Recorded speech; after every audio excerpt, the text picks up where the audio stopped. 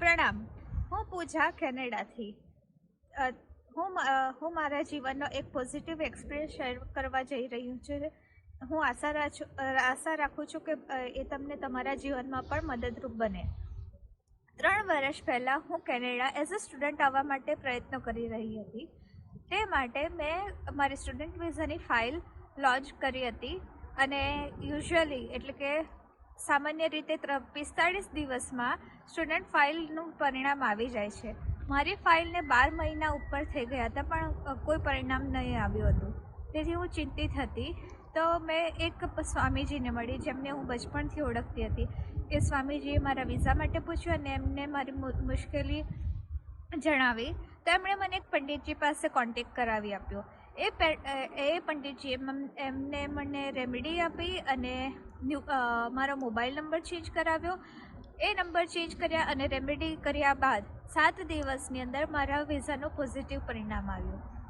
ત્યારબાદ પંડિતજીએ મને જે મુહૂર્ત સજેસ્ટ કર્યું હતું એ મુહૂર્ત પ્રમાણે મેં ઇન્ડિયા છોડ્યું અને એ મુહૂર્ત પ્રમાણે ઇન્ડિયા છોડવાથી મેં અહીંયા જ્યારે કેનેડા મૂવ થયા બાદ મારા એક પછી એક બધા કામો સરળતાથી વિધાઉટ ચેલેન્જીસ થતા રહ્યા. ઇવન મેં જે કામો ન ધર્યા હતા એ પણ કામો થયા. તો એક દિવસ મેં જોયું કે પંડિતજી ન્યુમરોલોજીનો કોર્સ કરાવે છે. તો મને થયું કે ચાલો હું પણ એ કોર્સ કરી લઉં જેથી હું મારા ફેમિલી અને ફ્રેન્ડ્સની લાઈફ સરળ બનાવી શકું. તો મેં એ કોર્સ કર્યો. એ કોર્સ કર્યા બાદ 2 મહિનાની અંદર મેં ઘણા પોઝિટિવ ચેન્જીસ જોયા.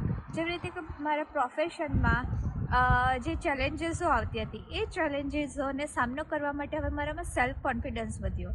એ સેલ્ફ કોન્ફિડન્સ વધવાના લીધે હવે મને જોબમાં થોડી સરળતા થઈ અને એટલી સ્ટ્રેસફુલ જોબ લાગતી નથી મને હવે.